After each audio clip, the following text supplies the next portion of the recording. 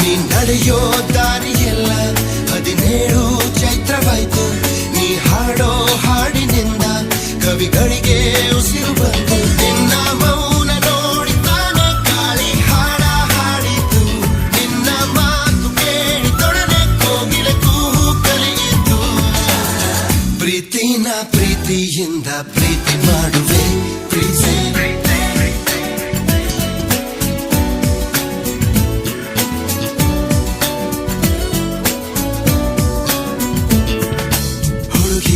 ಹುಡುಗಿ ನಿನ್ನ ಕಂಡಾಗ ನನ್ನೇ ಮರೆತೆ ನಾನೀಗ.